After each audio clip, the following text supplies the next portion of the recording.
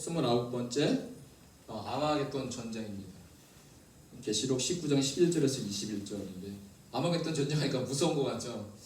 무서운지 안 무서운지 한번 살펴보도록 하겠습니다. 우리 11절에서 21절에 교독하도록 하겠습니다. 또 내가 하늘이 열린 것을 보니 보라 백마와 그것을 탄 자가 있으니 그 이름은 충신과 진실이라 그가 공의로 심판하며 싸우더라.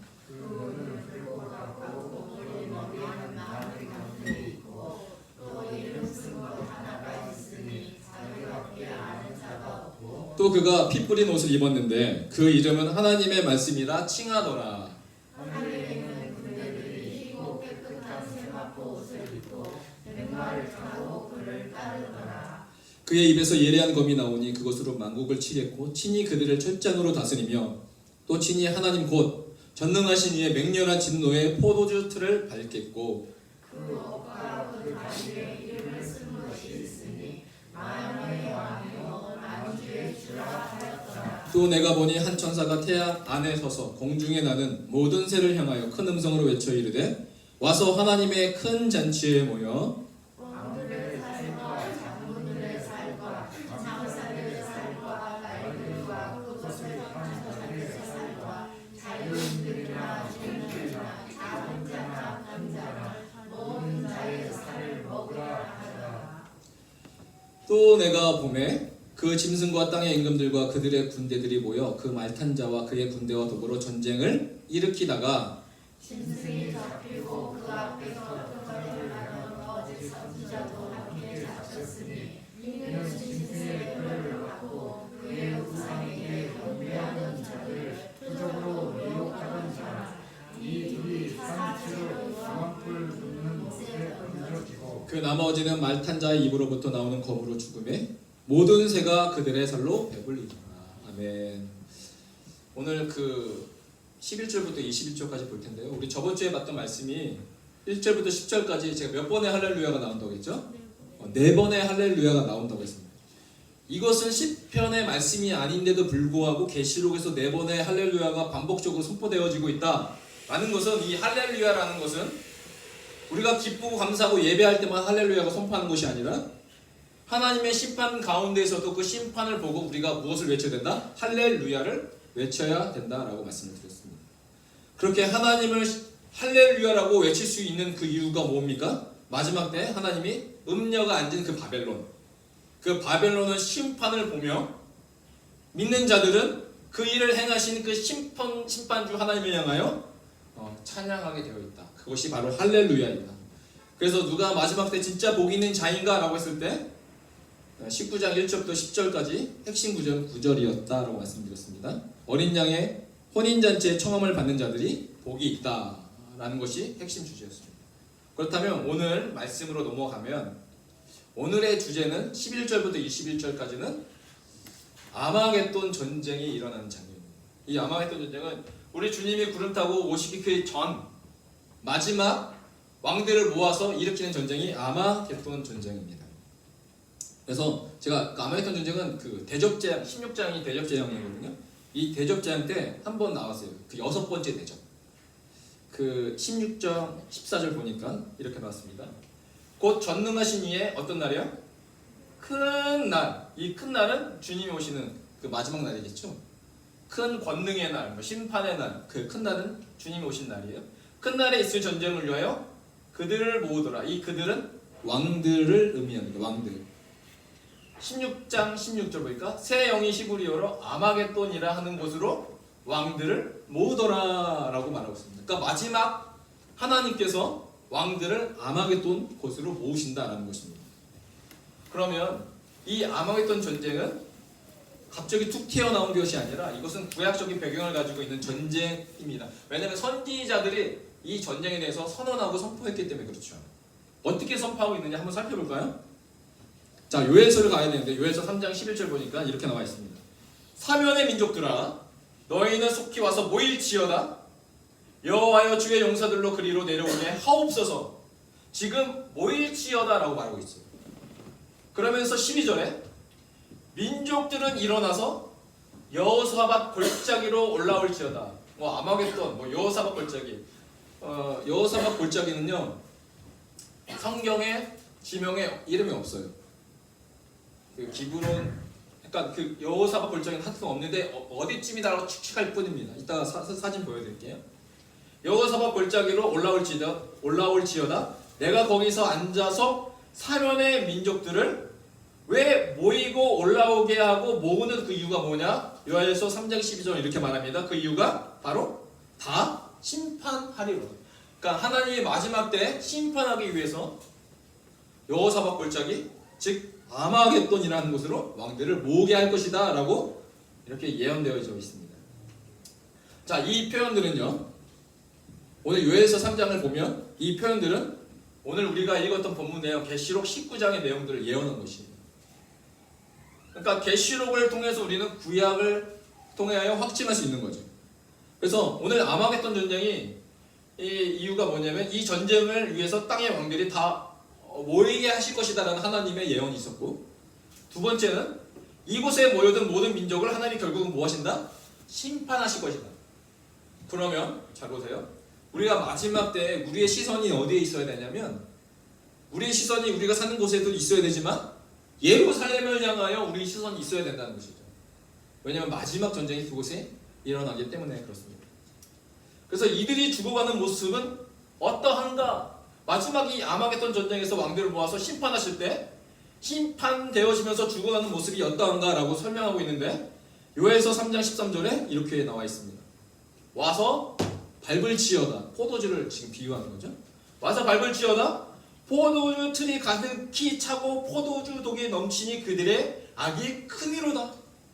포도주 틀, 제가 그 사진 보여드렸잖아요.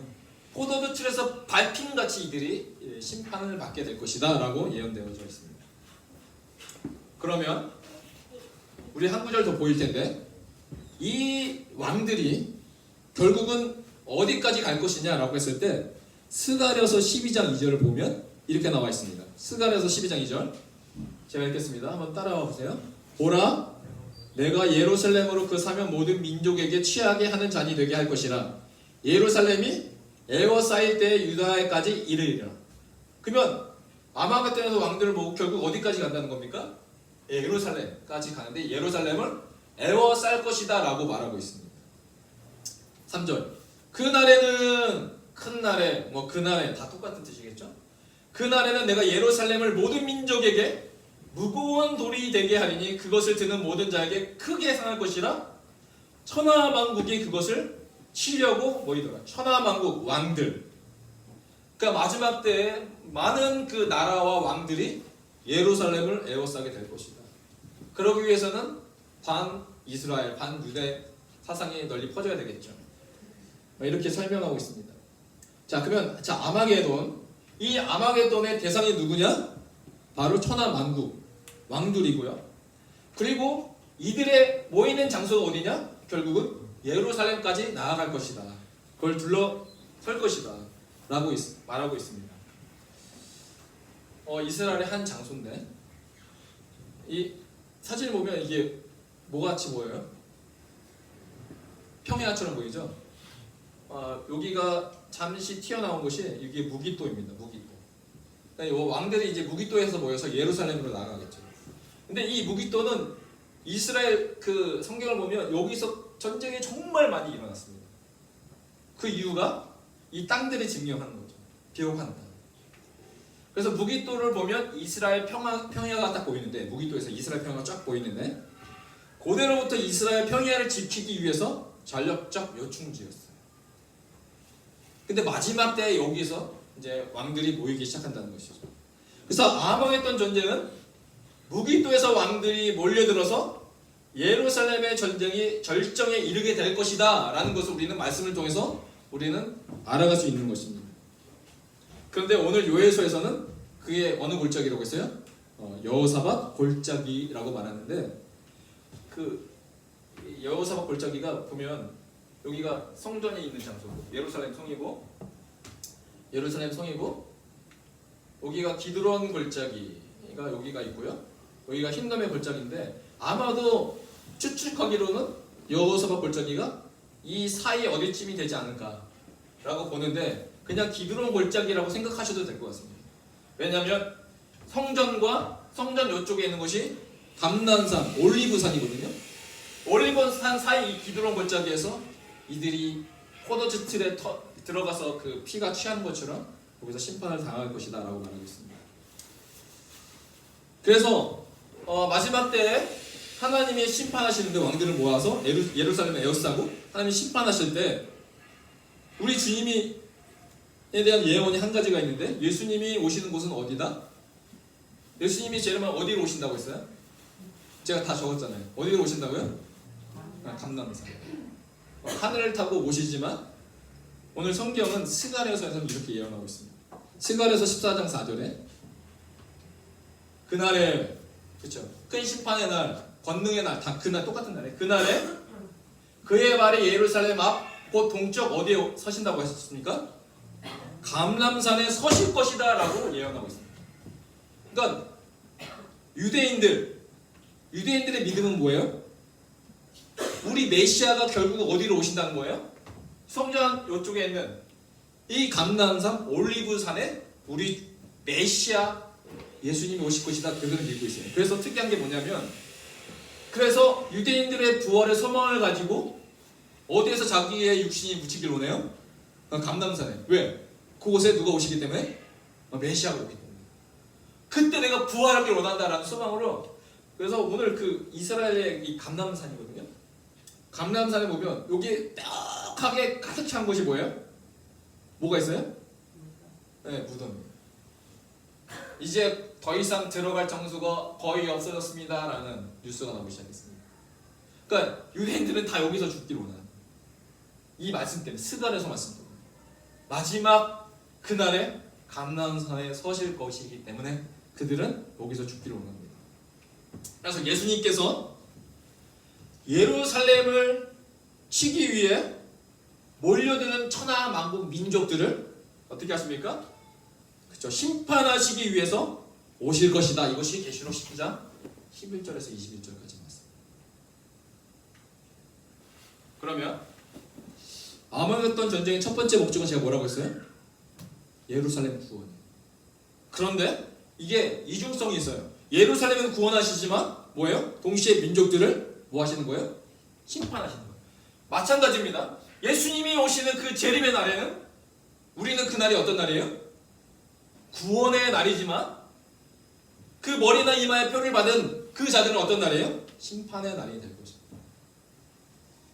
이런 그 아마겟돈의 전쟁에 대한 선의를 가지고 오늘 말씀 보도록 하겠습니다. 11절. 또 내가 하늘이 열린 것을 보니 보라. 요한이 다시 환상 가운데 보는 거죠. 백마와 그것을 탄 자가 있으니 그 이름은 충신과 진실이라. 그가 공의로 심판하며 싸우더라. 자, 예수님의 재림의 순간을 요한이 보고 설명하고 있습니다. 백마를 타고 있는데 그의 모습이 충신과 진실이다. 자, 충신은 헬라어로 아만, 신실하다라는 뜻이고, 진실은 여러분 아시죠? 진실은 헬라어로 아멘이라는 뜻입니다. 아멘. 그러니까 진실로 내가 너에게 이르노니 할 때 그 진실은 뭐예요? 아멘 아멘인 거죠. 그러니까 신실하다, 참되다, 충신과 진실. 즉 두 가지의 이름은 아멘이라는 뜻이에요. 그러니까 예수님의 이름은 뭐예요? 아멘이에요. 그러니까 예수님의 모습을 본 거예요. 그것을 탄 자가 있고 그의 이름은 충신과 진실이다. 하루는 저희 며칠 전이었는데 하이가 학교에서 갔다 와서 저한테 말하는 거예요. 아빠, 교회를 다니지 않는 친구랑 자기가 논증을 했대요. 그 친구는 하나님 믿지 않는 친구였어요. 하나님, 예수님 안 보이잖아. 볼 수 있어? 나한테 증명해봐. 그러는 거예요. 예수님 어떻게 생겼어? 나한테 증명해봐. 라고 해서 우리 대부분 그때 어떻게 대답해요? 하나님 보면 죽으니까 어떻게 해야 돼? 그분은 믿는 거예요. 믿음으로 보는 거야. 믿는 거야. 이렇게 말하잖아요. 근데 저희 하이가 딱 그래요. 그때 계시록 1장을 말했대요. 13절. 촛대사의 인자 같은 이가 발에 끌리는 옷을 입고 가슴에 금띠를 띠고 그의 머리와 털의 희비가 흰 양털과 흰 눈 같으며, 그렇죠? 이 계시록 말씀을 말하기 시작했다고 합니다. 그의 발은 푸른풀에 빛난 주석과 같고 그의 음성은 많은 물소리와도 같고 그의 오른손에 7별이 있고 그의 얼굴은 해가 힘있게 비치는 것 같더라 라고 이 계시록 말씀을 말해줬대요. 그 아이가 그럼 그 아이가 그거 듣고 뭐라고 해? 뭐라고 대답하니? 라고 물어보니까 아이가 아무 대답도 못했다고. 아 그렇게 생겼냐고. 그렇게 생겼냐고. 저는 생각 못했어요. 아 우리가 예수님이 어떻게 생겼는지 계시록 1장에 이미 다 적어져 있구나. 근데 우리가 이걸 왜 몰랐을까? 그러니까 암송생자는 바로 그게 나오는구나. 오늘 예수님을 봤습니다. 요한이 백마 탄 자, 충신과 진실로 그가 보고 묘사하고 있어요. 근데 질문할 수 있어요. 아니 백마를 탔다니요? 예수님이 나중에 올 때 못 타고 오세요? 왜 구름 타고 오시잖아요. 근데 왜 백마를 타고 오시죠? 라고 했을 때 이것은 요한이 본 환상이라는 것을 알아야 됩니다. 이 당시에 2000년 전에 장군들이 승리한 후에 개선장군같이 돌아갈 때 뭘 탔냐면 백마를 타고 돌아갔습니다. 그러니까 즉 예수님의 백마를 탄다는 그 의미는 어떤 의미냐면 만왕의 왕으로 승리하신 모습을 표현한 그것을 백마라고 한 겁니다. 구름 타고 오시습니다. 그리고 예수님의 이름을 아멘이시다. 그분은 말씀이시고 요한복음 1장 1절을 보면 그리고 오늘 충신과 진실 그의 이름은 아멘이시다. 그러니까 우리가 오늘 계시록 19장을 통해서 두 가지의 단어를 우리가 외쳐야 되는데 첫 번째는 1절부터 10절까지는 뭘 외쳐야 되고요? 할렐루야를 외쳐야 되고 그리고 오늘 11절에 의해서 우리가 어떤 단어를 외쳐야 됩니까? 아멘을 외쳐야 돼요. 예수님 할렐루야 하나님을 찬양합니다. 아멘. 할렐루야를 우리를 뭐로 화답해야 됩니까? 아멘으로 화답하는 것이 마지막 성도들에게 있어야 될 가장 강력한 신앙의 고백이다. 할렐루야. 오늘 심판대의 아멘으로 승리와 구원의 길로 우리는 나아가야 됩니다. 12절 읽겠습니다. 그 눈은 불꽃 같고 그 머리에는 많은 관들이 있고 또 이름 쓴 것 하나가 있으니 자기밖에 아는 자가 없고 13절 또 그가 피 뿌린 옷을 입었는데 그 이름은 하나님의 말씀이라 칭하더라. 또 예수님에 대한 모습을 또 묘사하고 있어요. 13절에 그가 어떤 옷을 입고 있어요? 피 뿌린 옷. 피 뿌린 옷. 제가 헬라어로 썼는데 밥토라는 단어인데 이게 무슨 뜻이냐면 우리가 피가 뿌렸다 하면 몇 방울이 이렇게 묻은 것처럼 생각할 수 있잖아요. 근데 이 피가 뿌림의 그 밥토라는 그 헬라어의 단어는 어떤 단어냐면 물에 담그다는 뜻이에요. 그러니까 완전 젖은 거죠. 그럼 오늘 예수님께서 그가 피 뿌린 옷을 입었는데 그 이름은 하나님 말씀이라 칭하노라. 그러면 이 뿌린 옷은 우리가 어떻게 해석하냐면 여러분 이 피는 무슨 피예요? 무슨 피죠? 네? 또 다른 피 또 있나요? 내 피 이런 거 아니죠? 어떤 피가 있어요? 우리가 어린 양의 피로 착각할 수가 있어요. 근데 여기에서 그 피 뿌린 옷은 어린 양의 피가 아닙니다. 지금 이 상황은 아마겟돈 전쟁이죠. 아마겟돈 전쟁을 통한 하나님의 심판에 대한 모습이에요. 그러면 이 옷은 예수님이 흘리신 피가 아닌 심판의 피, 즉 포도주 틀의 밟힘과 같은 그 심판으로 인해서 피로 젖은 옷이 바로 지금 피 뿌린 옷입니다. 여기에서 옷입니다. 이게 말씀에 증명돼야 됩니다. 이사야서 63장 2절을 보니까 이렇게 나와 있습니다. 어찌하여 내 의복이 붉으며 내 옷이 포도즙 틀에 밟는 자 같으냐. 만민 가운데 나와 함께 한 자가 없이 내가 홀로 포도즙 틀을 밟았는데 내가 노함으로 말미암아 무리가 밟았고 분함으로 말미암아 짓밟았으므로 그들의 선혈이 내 옷에 튀어 내 의복을 다 더럽혔음이니 라고 말하고 있습니다. 그러니까 내 의복이 붉은 이유가 뭡니까? 포도즙 틀을 밟았기 때문에, 그래서 그 튀긴 그 피로 인해서 선혈 때문에 그 피 뿌린 옷을 입었다라고 보면 되겠습니다. 그래서 이 피 뿌린 옷은요, 열방의 심판으로 인한 피가 묻은 모습을 지금 말하고 있는 겁니다. 근데 또 한 가지, 다시 그 이름은 또 뭐라고 합니까? 하나님의 말씀. 중심과 진실, 하나님의 말씀. 그러니까 우리가 예수, 아멘 하는 것이 너무나 중요한 사실입니다. 13절 읽었습니다. 그래서 요한복음 5장 22절 보니까 이렇게 나와 있습니다. 아버지께서 아무도 심판하지 아니하시고 심판을 다 아들에게 맡기셨습니다. 그러니까 마지막 심판의 주권은 하나님의 아들에게 맡기셨습니다.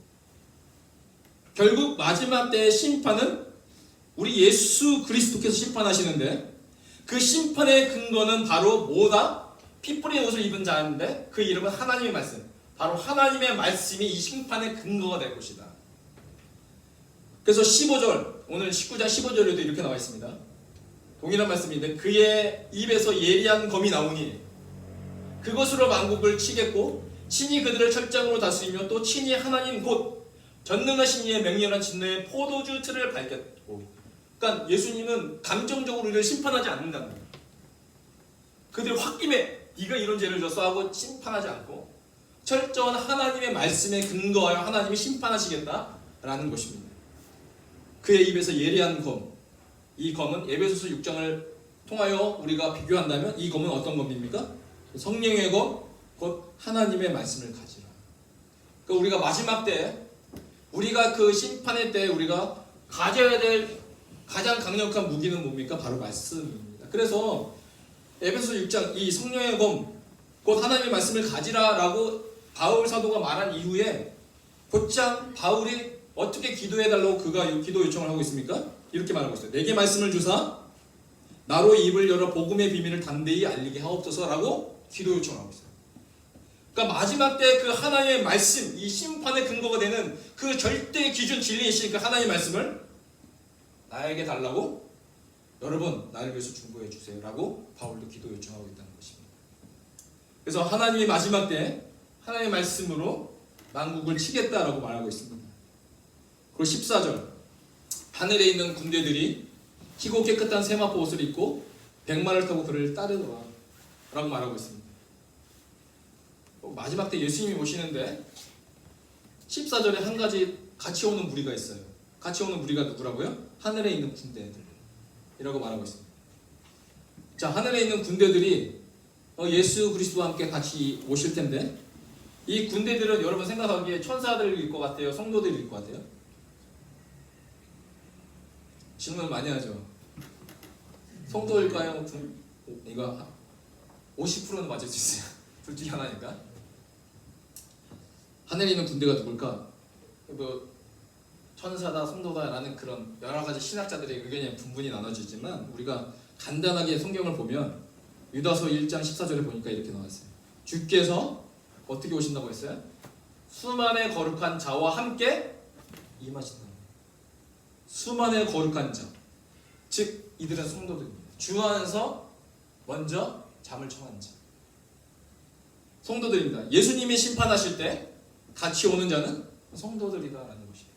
그래서 계시록에 보면 14장 13절에 보니까 이렇게 말하고 있어요. 지금 이후로 주 안에서 죽는 자들은 뭐가 있어요? 복이 있다. 제가 여러 번 말씀드렸죠. 아니에요. 저는 믿음으로 이 마지막 한 일의 심판의 때를 내가 지나가겠습니다. 그래서 내 두 눈으로 예수님 오시는 것을 내가 보겠습니다. 라고 하는 자들이 가끔 있는데 그거 굉장히 어려운 겁니다. 그 길 가다가 내가 죽음을 당할 수 있고 순교를 당할 수 있고 온갖 어려움과 고난을 지나갈 수 있는 겁니다. 그래서 14장 13절 말합니다. 지금 주님 오시기 전에 죽는 자들이 뭐가 있다? 복이 있다 하니까 성령이 이르시되 그러하다. 성령이 아멘입니다. 시편 110편 3절 보니까 이렇게 나와 있습니다. 110편 3절 우리 너무나 잘 아는 말씀인데 이게 마지막 때에 일어날 일들에 대하여 고백하는 시편이거든요. 110편 3절에 보니까 주의 권능의 날, 그렇죠? 큰 심판의 때, 마지막 날, 다 똑같은 표현이에요. 주의 권능의 날에 주의 백성이 거룩한 옷을 입고 즐거이 헌신하니 새벽 이슬 같은 주의 청년들이 주께 나오는도다.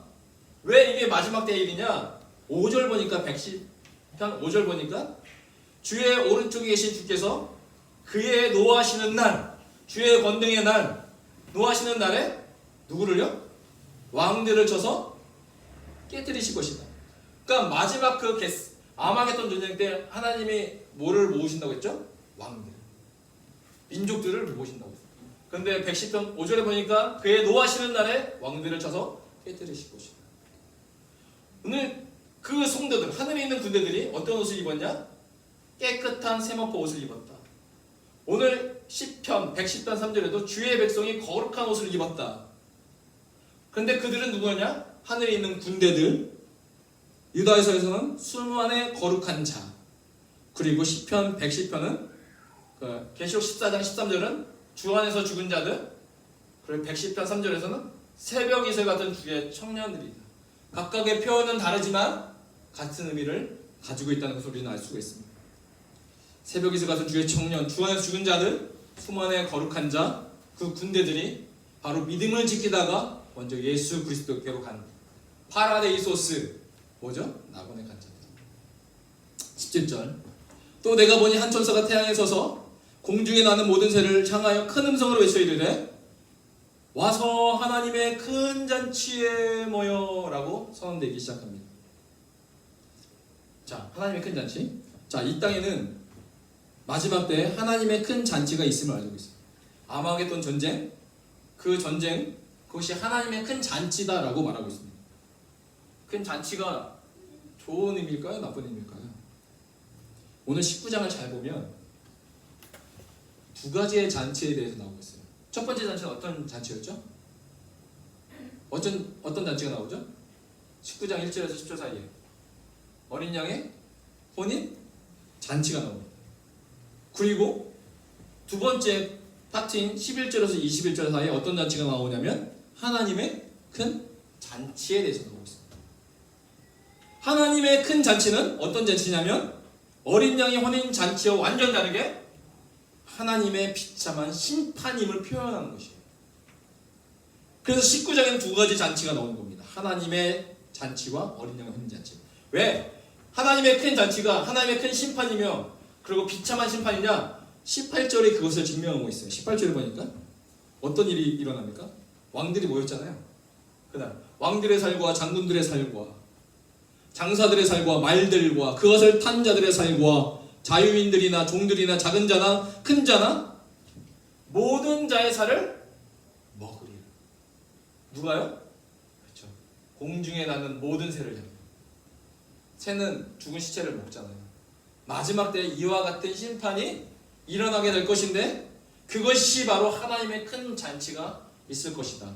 그러면 오늘 하나님의 큰 잔치와 어린 양의 혼인 잔치 이 두 잔치가 있을 텐데 우리는 예수님의 열 처녀의 비유를 통해 우리가 깨달아야 된다는 겁니다. 분명히 이 두 그룹 사이에는 나눠질 것인데 한 그룹은 어떤 그룹입니까? 거룩한 옷을 입은 자들이며 그리고 기름으로 준비된 거룩한 신부입니다. 그래서 그들은 어디에 참여할 것입니까? 어린 양의 혼인 잔치에 참여하게 될 것입니다. 그런데 반대로 다른 그룹이 있습니다. 이들은요 이마나 오른손에 진승의 표를 받은 자들입니다. 그래서 이들은 우상에게 절을 할 것이며 그리고 음행의 포도주에 취하여 하나님을 비방하며 살 것입니다. 그들에게 준비된 잔치는 하나님이 19장을 통해서 말씀하십니다. 하나님의 큰 잔치. 여러분 어떤 잔치에 참여하기를 원하세요? 혼인 잔치에 참여하기를 원하세요? 하나님의 큰 잔치는 아니죠. 너무나 무서운 겁니다. 우리 가운데 다가올 잔치가 두 가지가 있다는 겁니다. 그래서 19절에 또 내가 보매 그 짐승과 땅의 임금들과 그들의 군대들이 뭐였죠? 그 말탄 자와 그의 군대와 더불어 전쟁을 일으키다가 20절 짐승이 잡히고 이 짐승 그리고 그 앞에 표적을 행하던 거짓 선지자도 함께 잡혔으니 마지막 때 바다에서 짐승이 나오고 땅에서 거짓 선지자가 나오잖아요. 그 짐승이 잡혔으니 이는 짐승의 표를 받고 그의 우상에게 경배하던 자들의 표적으로 미혹하던 자라. 근데 이들의 결국은 뭐예요? 하나님의 큰 잔치를 통해서 이들의 결국은 이들이 산채로 유황불 붙는 못에 던져지고 이 나머지는 누구예요? 왕들과 장군들과 장사들과 말들과 그것을 탄 자들과 큰 자나 작은 자나 그 모든 자들 그 나머지죠. 그 나머지는 말탄 자 입으로부터 나오는 검의 죽음의 모든 새가 그들의 살로 배불리더라. 결론입니다. 그러면 오늘 19장의 내용의 가장 핵심적인 하나님이 설교하고 계시는 그 핵심 내용이 뭐냐? 오늘 키아진 구조로 본 이 19장 핵심 내용은 바로 계란 노른자와 같습니다. 흰자 사이에 계란 노른자가 있는데 오늘 19장 전체를 내용을 요약하자면 다른 거 낼 필요가 없습니다. 하나님이 이미 이 키아짐이라는 그 성경 구조를 통해서 하는 핵심 내용 메시지를 딱 정해 놓으셨어요. 이게 뭐냐면 우리가 1절부터 8절까지는 뭐가 있습니까? 하나님의 종들의 피를 갚으시는 바벨론의 심판이 있었습니다.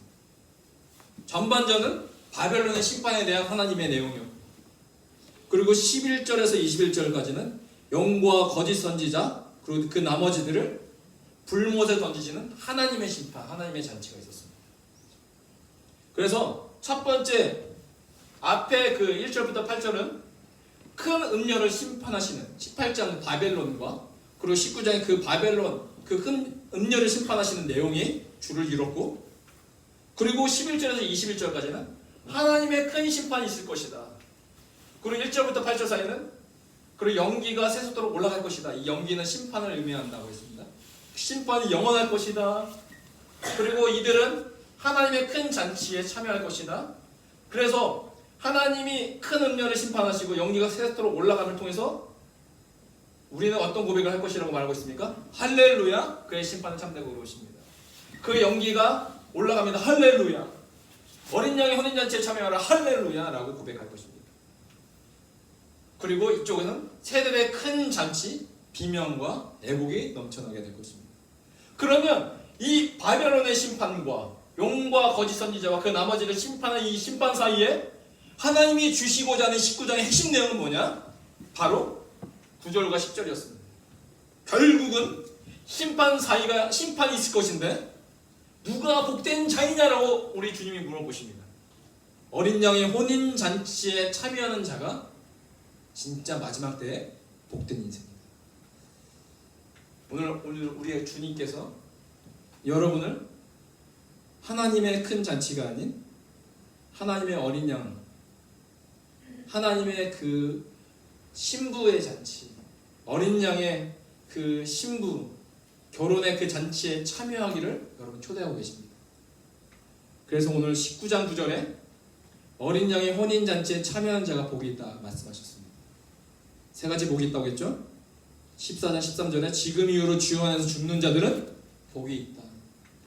1장 3절에 이 예언의 말씀을 읽는 자와 듣는 자가 그 가운데 기록한 것을 지키는 자는 복이 있다. 왜냐? 때가 가까우니까. 오늘 이 세 가지의 축복으로 우리를 초대하시는 주님이심을 고백합니다. 하나님, 오늘 내가 혼인잔치에 참여하는 복된 자 되게 하여 주십시오. 또한 내가 믿음으로 끝까지 신앙생활을 하다가 주 안에서 죽는 자 되게 하여 주십시오. 그리고 이 예언의 말씀을 읽고 듣고 지키는 자 되어 진짜 복 있는 자 되게 하옵소서. 이 세 가지의 복의 공통점은 무엇이었습니까?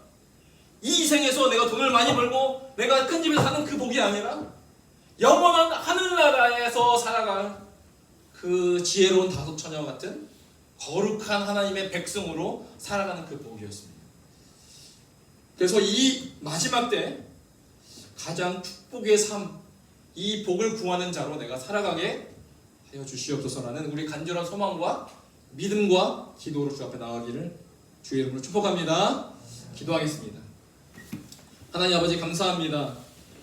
하나님의 어린 양의 혼인잔치에 우리를 초대하시고 부르시는 하나님, 그 음성을 제대로 듣게 하여 주시고 그 음성 따라 살아가게 하여 주십시오.